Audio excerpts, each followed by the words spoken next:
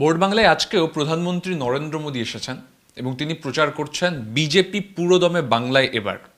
আর আমার সঙ্গে রয়েছেন ডক্টর জিতেন্দ্র সিং, যিনি একাধারে একাধিক দপ্তরের কেন্দ্রীয় মন্ত্রী এবং তিনি যেখান থেকে বিলং করেন সেই জায়গাটা কিন্তু কাশ্मीर। सर, आपको TV9 बांग्ला पर स्वागत है, TV9 भारत में भी आपका स्वागत है। सर, मेरा पहला सवाल आपके पास रहेगा कि आप बंगाल में इतने दिन रह रहे हैं, क्या देख रहे हैं बंगाल में? बंगाल की आदमी लोग क्या बोल रहे हैं कि अब की बार बीजेपी क्या बंगाल में आ रहे हैं? नहीं, बहुत बज़ाहिर तौर पर एक परिवर्तन की लहर है और मैं तो ये कहूँगा कि लोग मन बना चुके हैं। वो चाहते हैं कि जो बरसों से इस प्रकार की जो सरकार चल रही है, जहाँ पर लोगों के ऊपर उत्पीड़न भी है, उनके ऊपर दबाव भी है, हिंसा भी है, भ्रष्टाचार भी है, और मोदी जी के नेतृत्व में पिछले 10 वर्षों में जिस प्रकार की अद्भुत योजनाएं देश भर में लागू की गई हैं, भले ही वो जनहित की योजनाएं थी, भले ही वो विकास की, उनका लाभ यहाँ तक पूरी तरह से नहीं उतर पाया धरती पर। चाहे वो आयुष्मान भारत थी, जो स्वास्थ्य को लेकर के एक अद्भुत, मुझे तो कहूँगा कि दुनिया की अनोखी ऐसी योजना, जहाँ पर के बीमार होने के बाद भी हेल्थ इंश्योरेंस हो सकता है। अक्सर प्राइवेट इंश्योरेंस कंपनीज इस बात की मोहलत नहीं रखती। वो योजना यहाँ तक नहीं पहुँच पा रही जिस तरह से पहुँचनी चाहिए। जिस प्रकार हर खाते में मोदी जी के माध्यम से पैसे जमा करवाए जा रहे हैं, वो नहीं हो पा रहा। प्रधानमंत्री आवास योजना के तहत हमने देखा उत्तर प्रदेश, गुजरात जैसे प्रदेशों में मोहल्ले के मोहल्ले, बस्तियों के बस्तियाँ कच्चे मकान पक्के मकानों में परिवर्तित हो पाए, वो यहाँ नहीं हो पाया। स्टार्टअप की पॉलिसी मोदी जी ने लाई।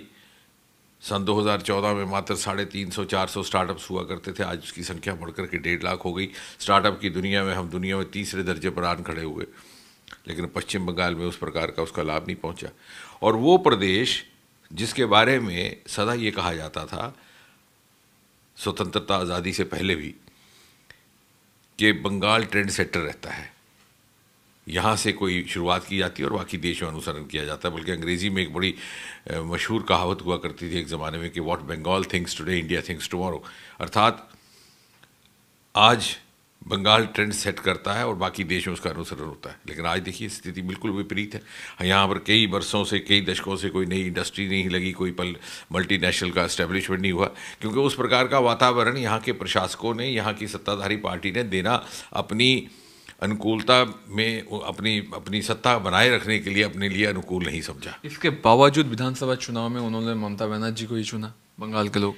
लेकिन मैं आपसे ये बात अभी बहुत विश्वास के साथ कह रहा हूँ कि अभी चूँकि लोकसभा का चुनाव चल रहा है और पिछली बार हमें 42 में से 18 सीटें मिली थी, इस बार हमारा लक्ष्य 30 रहेगा और 30 और 35 के बीच हमारी सीटें रहेंगी। 7वें चरण का चुनाव भी होने वाला है, जिसके साथ सीधा सीधा मेरा दायित्व जुड़ा है। उसमें 7 सीटें हैं, जिसमें से पिछली बार हमें 3 मिली थी। मुझे विश्वास है कि इस बार 7 की 7, वरना 6 तो हर सूरत में हमें प्राप्त होगी।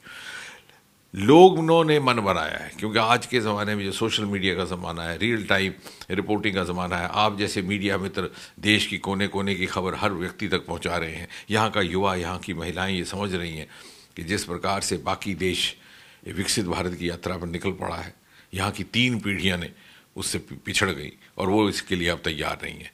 और विशेषकर महिलाओं को, जहाँ कोई गैस का खाली, जहाँ चूल्हा था तो गैस का सिलेंडर पहुंचा, जहाँ शौचालय नहीं था शौचालय उपलब्ध करवाया गया, बिना मजहब व मिल्लत की देख रेख की हुई है। ये भी ना पूछा गया कि वोट टीएमसी को देते हैं कि किस पार्टी को देते हैं। इस प्रकार से महिलाओं में भी एक श्रद्धा का वोट प्रेरित हुआ है। आप जैसे विकास का बात कर रहे हैं, ममता बनर्जी बात कर रहे हैं कि सेंट्रल से कुछ मिल ही नहीं रहा है। 100 दिनों का काम का पैसा बंद कर दिया, सेंट्रल फंड नहीं आ रहा है। वो आपके खिलाफ के उनका जो बोला ये नारा है वो ये है। नहीं, बल्कि मैं तो बड़ी जिम्मेवारी से ये आरोप लगाने का साहस करूंगा कि इसके विपरीत प्रदेश से हमें कोई सहयोग नहीं मिलता। अब मैं छोटा सा उदाहरण देता हूँ। यहाँ पर अब इतने इतने बड़े कार्यक्रम आयोजित हो रहे हैं, प्रधानमंत्री जी के कार्यक्रम होते हैं, प्रधानमंत्री जी की जनसभाएं होती हैं, उसमें भी हमें राज्य सरकार की ओर से बहुत कम सहयोग मिलता है। हालांकि हमें ये बात समझनी होगी और ये मर्यादा के अनुकूल है कि प्रधानमंत्री केवल किसी पार्टी विशेष की नहीं है, वो कि भारतीय जनता पार्टी के प्रधानमंत्री नहीं है मोदी जी, वो तो टीएमसी के भी प्रधानमंत्री हैं, वो सारे देश, सारे राष्ट्र के प्रधानमंत्री। उसके बावजूद भी उनके कार्यक्रमों के लिए भी हमें पर्याप्त सहयोग नहीं मिलता। ये हमारे कार्यकर्ता जो यहाँ काम कर रहे हैं भारतीय जनता पार्टी के, वो आप उनसे बात करेंगे तो आपको बताएंगे कितनी कठिनाई की स्थिति में काम करते हैं। तो कहने का तात्पर्य ये कि ये चूंकि राज्य सरकार की ओर से कोई सहयोग नहीं है, उस बात पर पर्दा डालने के लिए कहते हैं कि केंद्र की ओर से सहयोग नहीं। और यही नहीं, यहाँ तक कि नहीं सीमित, जो केंद्र की जनहित की योजनाएं हैं जिसमें किसी तरह की राजनीति का कोई लेना देना नहीं है, चाहे वो शौचालय की योजना, चाहे वो प्रधानमंत्री आवास योजना, चाहे जैसे मैंने कहा आयुष्मान। अब आयुष्मान भारत अगर लागू हो जाए तो किसका इसमें नुकसान है? ये किसी पार्टी विशेष के लिए नहीं, तो हर पार्टी के लिए है। आज के ज़माने में जो घर में बीमारी आ जाती है तो कितनी बड़ी संकट पैदा हो जाती है, हम सब महसूस कर सकते हैं। लेकिन वो योजनाएं जब यहाँ लागू नहीं की जा रही, तो कहने का तात्पर्य है कि यहाँ की सरकार केंद्र का सहयोग लेना ही नहीं चाहती। केंद्र की योजनाओं को ना लागू करने के पीछे उनकी राजनीति है, एक खास वोट बैंक विशेष को रिझाने के लिए और उनको ये जतलाने के लिए कि देखिए हम मोदी जी के साथ चलने को तैयार नहीं है, हम उनको डिफाई कर रहे हैं, ताकि उस वोट बैंक विशेष को रिझाते रहें, तुष्टीकरण करते रहें, अपीसमेंट करते रहें। उस छोटे से मकसद के लिए ये इतना बड़ा जनहित से अपने लोगों को वंचित रख रहे हैं। ये जो आप कह रहे हैं, ऐसे ही बीजेपी के लोग हैं जो यहाँ के हैं, सेंट्रल के हैं, ये कहते हैं कि ममता बनर्जी का सबसे बड़ा पॉइंट है भ्रष्टाचार। भ्रष्टाचार के खिलाफ मोदी जी आवाज़ उठाते हैं। लेकिन अब ये बात बताइए, जो टीचर रिक्रूटमेंट स्कैम है यहाँ पर, 26,000 लोगों का चाकरी बर्खास्त हो गए थे वो लोग, फिर सुप्रीम कोर्ट में जाकर उन लोगों का चाकरी मिला। कि ये जो जॉब वगैरह में स्कैम कर रहा है वेस्ट बंगाल गवर्नमेंट, इसके बावजूद कैसे वो वोट पा रहे हैं? मैं आपको बताऊंगा। आप देखिए, आज का ज़माना है तर्क, तथ्य और तुलना, फैक्ट्स, कंपैरिजन एंड एविडेंस। अब उसके आधार पर मैं आपको छोटी सी उदाहरण दूंगा। मोदी जी ने सरकारी नौकरियां केंद्र सरकार की ओर देने के लिए एक लेवल प्लेइंग फील्ड का प्रयास किया इन 10 वर्षों में। सन 2014 में सरकार बनते ही 3 महीने के भीतर उन्होंने अटेस्टेशन की प्रथा को समाप्त कर दिया और नौजवान अपने सेल्फ अटेस्टेशन कर सकता है। और एक बहुत बड़ा संदेश गया देश भर में कि अब एक ऐसे प्रधानमंत्री हैं, एक ऐसी सरकार है जिसे अपने युवाओं पर विश्वास करने की क्षमता है। उसके कुछ ही महीनों के बाद इंटरव्यू की प्रथा समाप्त कर दी गई, क्योंकि क्या होता था कि इंटरव्यू में अगर किसी को पक्षपात करना होता था, भ्रष्टाचार करना होता था, उसको 100 अंक दे देते और रिटर्न में उसको फेल कर देते। और उसका नतीजा ये हुआ कि गांव देहात से आने वाले अब काबिल लड़के, योग्य लड़के, प्रतिभाशाली लड़के नौकरियां प्राप्त करने लगे, उच्च संस्थानों में शिक्षा ग्रहण करने के लिए दाखिले प्राप्त हुए। उसके विपरीत अब देखिए, जैसे मैंने कहा तर्क तुलना, उसके विपरीत पश्चिम बंगाल में क्या हो रहा है। अभी हाल ही में जो अध्यापकों की नियुक्ति में, टीचर्स अपॉइंटमेंट में जो घोटाला हुआ है, मैं नहीं कह रहा, भारतीय जनता पार्टी नहीं कह रही, मोदी जी नहीं कह रहे, सर्वोच्च न्यायालय ने कहा सिस्टमिक फ्रॉड। अब सिस्टमिक फ्रॉड, मैं तो समझता हूँ कि इतनी शर्मनाक बात है इस प्रकार की टिप्पणी भारत का सर्वोच्च न्यायालय किसी सरकार को दे, कि सरकार के ऊपर करे, तो मुझे लगता है कि सरकार को स्वयं मंथन की आवश्यकता है। और ये भ्रष्टाचार का एक पूरा का पूरा जो एक ढांचा यहाँ पर खड़ा कर दिया गया है बंगाल में, ये मुझे लगता है कि न केवल अपने आप में शर्मसाज करने वाला है, बल्कि इसका उदाहरण देश भर में और दुनिया में कहीं नहीं मिलता। अब ये देखिए, आज का लेटेस्ट अपडेट है, सीबीआई इसका इंक्वायरी कर रहा है ये घोटाला का। तो उन्होंने ये पाया है कि एसएससी जो रिक्रूटमेंट ऑर्गेनाइजेशन है, वो लोग इवोल्यूशन संस्था को मेल में नाम भेजे थे कि इनका नंबर बढ़ा दो। ये मेल उनको मिला। अब ऐसा अगर मिलता है तो लोगों का तो सरकारी नौकरी का ऊपर से भरोसा उठ जाएगा। निश्चय ही, इसीलिए सर्वोच्च न्यायालय कहा कि सिस्टमिक फ्रॉड, यानी आप इसको इंस्टीट्यूशनलाइज कर रहे हो, आप भ्रष्टाचार को इंस्टीट्यूशनलाइज कर रहे हो, फ्रॉड को इंस्टीट्यूशनलाइज। अभी तक जो भ्रष्टाचार होता भी था तो साहब किसी भाई भतीजा बात करना है, पक्षपात करना, किसी से पैसे का लेन देन हुआ तो एक्सपर्ट को कहा कि इसको अंक ज़्यादा दे दो, वर्बली बात करके कहा, या कहीं पेपर का हेर फेर रहा। यहाँ पर लिखित में भेजा जा रहा है कि साहब ये कैंडिडेट हैं, इनके नंबर बढ़ाने, इनके अंक बढ़ाने, यानी you are institutionalising the corruption practices. और ये एक बहुत ही गैर सेहतमंद बात तो ही है, एक बहुत ख़तरनाक उदाहरण देश भर के लिए, और वो भी एक ऐसे प्रदेश से, पश्चिम बंगाल से, जिसे बुद्धिजीवियों का प्रदेश माना जाता है, आज से नहीं, आज़ादी से पहले से। देखिए, सीबीआई ईडी इन्वेस्टिगेशन कर रहा है, अब यहाँ पर कोल स्कैम का इन्वेस्टिगेशन चल रहा है। आप इस बात में बात करते करते मुझे ये याद आ गया कि जब मैं सोचता हूँ या पढ़ता हूँ कि ये अध्यापकों को लेकर के स्कैम, तो मेरे दिमाग में, जहन में तुरंत ये याद आ जाता है कि यही वो प्रदेश है जहाँ से अंग्रेज़ों के वक्त में हिंदुस्तान का सबसे नौजवान वाइस चांसलर, कुलपति नियुक्त किए गए थे, doctor Shyama Prasad Mukherjee, at the age of 34-35। यानी अपने ज़माने में वो सबसे कम उम्र कुलपति थे। अंग्रेज़ों की हुकूमत थी और उनको कुलपति बनाया गया। इतनी उनकी एक्स्ट्रा ऑर्डिनरी प्रतिभा और योग्यता को स्वीकार करते हुए उनको, और कलकत्ता विश्वविद्यालय जो उस समय बहुत कम गिने चुने आज उस प्रदेश का ये हाल है कि जहाँ श्यामा प्रसाद मुखर्जी जैसे कुलपति रहे, वाइस चांसलर रहे, अध्यापकों के मुखिया रहे, आज वहाँ पर अध्यापकों की नियुक्ति के लिए इस प्रकार का फ्रॉड किया जा रहा है, जिसे सर्वोच्च न्यायालय कह रहा है कि सिस्टमिक फ्रॉड है। देखिए, यहाँ पर कोल स्कैम का इन्वेस्टिगेशन कर रहा है सीबीआईडी, टीचर्स रिक्रूटमेंट स्कैम का, मिड डे मील स्कीम का स्कैम चल रहा है। इतने सारे स्कैम हो रहे हैं, लेकिन जो सरकार में जो टॉप में बैठे हुए हैं उन लोगों को सीबीआईडी गिरफ्तार नहीं कर रही है। अरविंद केजरीवाल गिरफ्तार हो रहे हैं, हेमंत सोरेन गिरफ्तार हो रहे हैं। तो सीपीएम और अदर्स जो पार्टी है वो कह रहे हैं कि दीदी मोदी का सेटिंग है। आप क्या मानते हैं? नहीं, हरगिज नहीं, बल्कि इसके विपरीत पश्चिम बंगाल वो प्रदेश था जिसने सीबीआई की ज्यूरिसडिक्शन को रोका।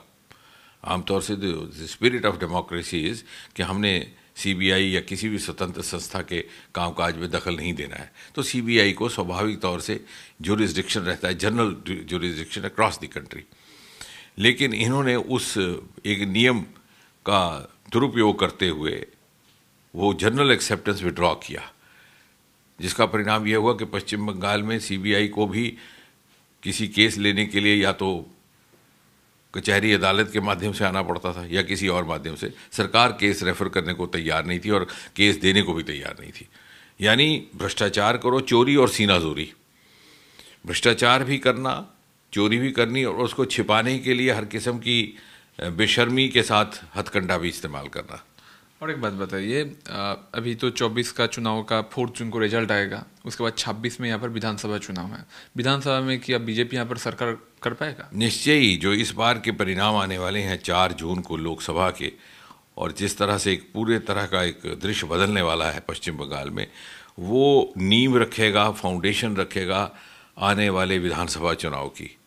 क्योंकि जैसा मैंने कहा, लोग बहुत ज़्यादा बोल नहीं रहे खुल करके, क्योंकि टीएमसी सरकार की ओर से इस प्रकार की इंटिमिडेशन है, प्रेशर टैक्टिक्स हैं, आतंक भी है, वोटर को भी उस तरह से आतंकित किया जाता है, अफसरों को भी उस तरह से भयभीत करके रखा गया है। तो शायद लोग जाहिर नहीं कर पाते, लेकिन जब वो सीक्रेट बैलेट का समय आएगा तो लोग मन बना चुके हैं, और लोकसभा का चुनाव ही आने वाले विधानसभा चुनाव का इशारा होगा। तृणमूल कांग्रेस बार बार कहता है अगर सीए लागू होता है तो नेशनलिटी चली जाएगी बहुत सारे लोगों को, और अगर बीजेपी सरकार यहाँ पर आएगी तो माइनॉरिटी जो है यहाँ पर संख्यालघु संप्रदाय का उनका बहुत खतरा बन जाएगा। ये जो नैरेटिव है, इसके बारे में क्या बोलेंगे? ये मात्र और मात्र मैन्युफैक्चर्ड नैरेटिव बनाया गया, तुष्टीकरण की नीति पर आधारित। क्योंकि जैसे मैंने कहा, एक वर्ग विशेष के माध्यम से ये वोट ग्रहण करने का, वोट हासिल करने का प्रयास करते हैं। और ये बार बार बात कही गई, बल्कि अभी गृह मंत्री जी आज भी कलकत्ता में हैं, कल भी कलकत्ता में थे, बार बार उन्होंने भी अपने भाषणों में कहा कि किसी भी नागरिक की नागरिकता नहीं जाएगी, सीए में कोई इस प्रकार का प्रावधान नहीं है, बल्कि जो हकदार हैं, जिन्हें नहीं प्राप्त हुई उन्हें प्राप्त होगी। परंतु यहाँ की टीएमसी सरकार और यहाँ की मुख्यमंत्री इस प्रकार का नैरेटिव पैदा करके खौफजदा करना चाह रही हैं एक वर्ग विशेष को, ताकि उनको भयभीत करके उनका वोट हासिल करे।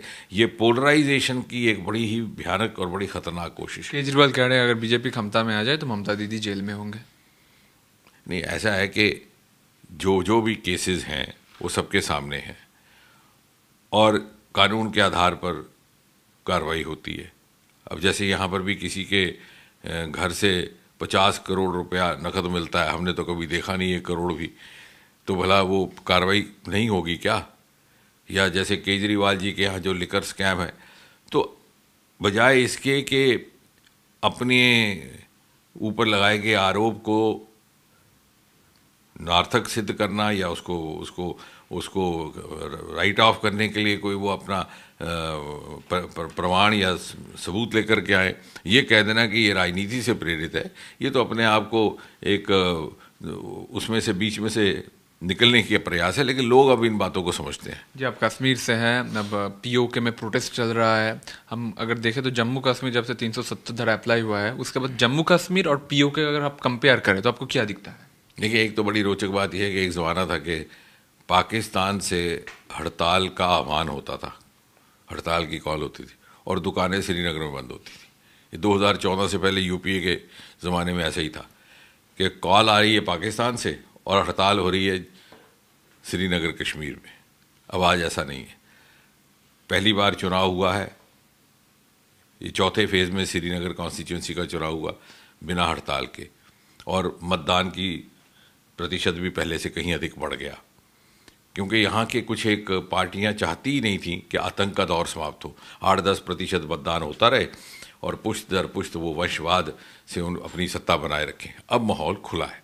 एक दूसरी बात, पाकिस्तान अधिकृत जम्मू कश्मीर में, जैसा कि अभी मैंने कहा कि अब चूँकि मीडिया इतना सक्षम हो चुका है और रियल टाइम एक दूसरे की खबर रहती है, वो देख रहे हैं कि किस प्रकार से जम्मू कश्मीर में किस प्रकार से तरक्की हुई है, प्रगति हुई है, विशेषकर पिछले 10 वर्षों में मोदी जी के आने के बाद, और 5-6 अगस्त 2019 को जब अनुच्छेद 370 और बाकी बाधाएं समाप्त होने के बाद, और वो समझ रहे हैं कि उन्हें वंचित रखा गया। और जहाँ तक भारत का ताल्लुक है, हमारा ये हमेशा मानना रहा, सरकारी तौर पर भी, संसदीय स्तर पर भी, कि पाक अधिकृत जम्मू कश्मीर हिंदुस्तान का हिस्सा है। उसे गैर कानूनी तौर पर पाकिस्तान ने अपने कब्ज़े में बनाए रखा है। और एक बड़ी रोचक बात यह है कि अब जब गृह मंत्री ये बात कहते हैं कि पाक अधिकृत जम्मू कश्मीर हमारा है, या विदेश मंत्री ये बात कहते हैं, तो कांग्रेस वालों को आपत्ति होती है, क्योंकि वो सोचते हैं कि सबकी याददाश्त कमज़ोर है और उनकी भी शायद कमज़ोर है। हकीकत ये है कि सन 1994 में 1994, और मैं आपको तिथि भी बता दूं, 22 फरवरी, और ये बड़ी दिलचस्प बात है कि 22 फरवरी 1994 में पार्लियामेंट में एक यूनानिमस रेजोल्यूशन लाया गया था, जो सर्वसम्मति से पारित किया गया, जिसमें ये लिखा गया था, और दोनों हाउसेज में, लोकसभा में, जिसमें ये लिखा गया था कि पाक अधिकृत जम्मू कश्मीर हमेशा हिंदुस्तान का हिस्सा था और आगे भी रहेगा। ये गैर कानूनी कब्ज़े में पाकिस्तान के है, और अगर हिंदुस्तान और पाकिस्तान के बीच में कोई मुद्दा बकाया है या बचा है, वो मात्र इतना कि इसे किस प्रकार से पाकिस्तान के गैर कानूनी कब्ज़े से मुक्त करा के भारत में पुनः शामिल कर लिया जाए, क्योंकि ये भारत का ही हिस्सा है, ये जम्मू कश्मीर का हिस्सा है। कब तक आएगा भारत में? और ये 1994 की 22 फरवरी की जो रेजोल्यूशन है पार्लियामेंट में, उसमें आप जानते हैं मैं क्या कह रहा हूँ कि रोचक बात क्या है। उस समय सरकार किसकी थी? कांग्रेस की। प्रधानमंत्री कौन थे? नरसिम्हा राव। यानी नरसिम्हा राव प्रधानमंत्री थे, कांग्रेस की सरकार थी, यूनानिमस रेजोल्यूशन आया, तत्कालीन सरकार ने उसका समर्थन किया। आज जब हम उन्हीं की समय में, उन्हीं के सरकार के दौरान लाई गई रेजोल्यूशन, जो बिल्कुल सही थी, जिसको भारतीय जनता पार्टी ने भी जिसका समर्थन किया था, क्योंकि सभी पार्टीज ने उसका समर्थन किया था, और भारतीय जनता पार्टी का तो सदा से यही मौक़िफ़ रहा, यही स्टैंड। आज वही कांग्रेस पार्टी अपनी लाई हुई, अपनी सरकार के दौरान लाई गई रेजोल्यूशन से झुठला रही है, और उन्हें बड़ी दिक्कत होती है। अगर हमारे गृह मंत्री जी अमित शाह जी कहते हैं कि पाक अधिकृत जम्मू कश्मीर भारत का हिस्सा है, तो कांग्रेस वाले बौखला जाते हैं। तो यानी वो अपना भी इतिहास भूल गए और वो समझते हैं जनता भी भुला गई, लेकिन हम उनको भूलने नहीं देंगे। कब तक ये कश्मीर पाक इंडिया में आएगा? आपको क्या लगता है कि बायलैटरल रिलेशनशिप कैसा चलेगा, कैसे डायलॉग्स होगा? नहीं, इसमें मेरे इस पर चर्चा करना ठीक नहीं रहेगा, भी आउट ऑफ टर्न बात हो जाएगी, क्योंकि वो तो जिस प्रकार से सरकार का अप्रोच क्या है, सरकार अपना संज्ञान लेती है, अपनी इनपुट्स रहती हैं, लेकिन मोटी बात यह है कि कांग्रेस पार्टी इस बात को अंडर प्ले करना चाह रही है, फिर से इसलिए क्योंकि चुनाव का समय है, तुष्टीकरण की राजनीति। एक वर्ग विशेष को लुभाए रखने के लिए, खुश रखने के लिए वो ये बात दबा रहे हैं बार बार कि पाक अधिकृत जम्मू कश्मीर हमारा है, जब हम बार बार उन्हीं की बात उनको याद भी करवा रहे हैं जो उन्होंने भी स्वीकार की थी। तो कहने का तात्पर्य यह है कि पाक, इस सरकार ने, मोदी जी की सरकार ने बहुत सारे ऐसे निर्णय लिए जिसकी किसी ने कभी कल्पना नहीं की थी, और कहा जा सकता था कि ये हो भी नहीं पाएंगे, असंभव रहेंगे। उसमें चाहे 370 अनुच्छेद हटाने का था, चाहे राम मंदिर के निर्माण का था, चाहे ट्रिपल तलाक का था। तो मैं ये कहूँगा कि अगर इस प्रकार का निर्णय लेने की क्षमता कभी है भी, तो मात्र और मात्र केवल और केवल मोदी जी प्रधानमंत्री के रूप में उन्हीं में है। आपके पास जो जो मंत्रालय है मैं देख रहा था वहाँ पर स्पेस टेक्नोलॉजी है, चंद्रयान में हम माहिर हो रहे हैं, इसरो अच्छा काम कर रहा है। अब क्या सोचते हैं कि ये क्या पब्लिक डिमांड है, लोग क्या यही चाह रहे हैं कि हम स्पेस में उन्नति करें, और आगे की आपका परिकल्पना क्या है? नहीं, मैं सबसे पहले तो यही कहूँगा, इससे आगे बात करने से पहले ये कहूँगा, इसका श्रेय पूरा का पूरा मोदी जी को जाता है। हमारे पास अंतरिक्ष विज्ञान में प्रतिभा की कोई कमी ना थी, योग्यता की कमी ना थी, मेहनत करने का, परिश्रम करने का मादा भी था, आंखों में सितारे भी थे। हमारे जो संस्थापक थे सारा भाई, उस समय साधनों का इतना अभाव था कि अपना सामान बाईसाइकिल पर लेकर जाते थे। लेकिन वो जो साधनों का अभाव था, जो कामकाज में अनुकूलता नहीं थी, जो कि नीति निर्धारकों के स्तर से आती है, जो कि राजनीतिक नेतृत्व की ओर से आती है, पॉलिसी मेकर्स और पॉलिटिकल डिस्पेंसेशन की ओर से आती है, वो मोदी जी के आने के बाद हुई। अंतरिक्ष को पब्लिक प्राइवेट पार्टिसिपेशन के लिए खोल दिया गया। 1 डिजिट से आज 3 डिजिट तक वहाँ स्पेस स्टार्टअप्स पहुँच गए। भारी निवेश होने लगा प्राइवेट सेक्टर का, और इसीलिए आप देखते हैं कि क्वांटम जंप है। उससे हमारा मनोबल भी बढ़ा वैज्ञानिकों का, उनके साधन भी बढ़े। जहाँ तक आप चंद्रयान की बात कर रहे थे, तो कभी कभी शायद लोगों के ध्यान में ये बात नहीं आती कि हमारे इसरो की स्थापना सन 1969 में हुई थी, 69, और वो वर्ष था जबकि अमेरिका ने पहला मानव नील आर्मस्ट्रांग चांद की धरती पर उतारा था। हम तो तब लोकगीत गाते थे, चंदा मामा दूर के। लेकिन आज हम चंद्रमा के साउथ पोल पर पहले पहुंच गए किसी और देश से। यानी हमें क्षमता थी, लेकिन उस प्रकार की अनुकूलता नहीं थी। और अब बहुत जल्द हमारा पहला मानव जाएगा। वैसे तो पहला मानव राकेश शर्मा गए थे, लेकिन वो मिशन सोवियत है, तो इंडियन मिशन और इंडियन एस्ट्रोनॉट, वो अगले वर्ष तक जाने की योजना। उससे पहले एक रोबो जाएंगी, फीमेल रोबो वायुमित्र, जो सारी वो प्रक्रिया संपन्न करेंगी। उसके बाद इस योजना में एक इंटरनेशनल स्पेस स्टेशन स्थापित करना है, और फाइनली फिर आगे चल के an Indian on the surface of moon. तो इस प्रकार से ये योजना बनी है।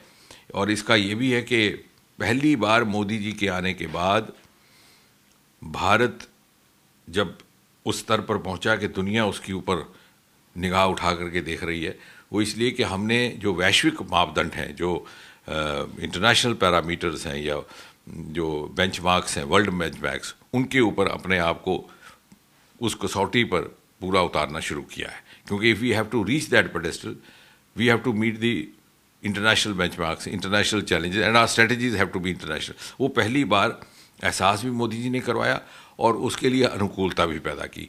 और जहाँ तक अंतरिक्ष है, ये केवल रॉकेट्स तक की नहीं है महसूस, क्योंकि बहुत सारे लोग ये भी आरोप लगाते हैं कि साहब आप चांद में चले गए तो इससे हमारा क्या फ़ायदा हुआ।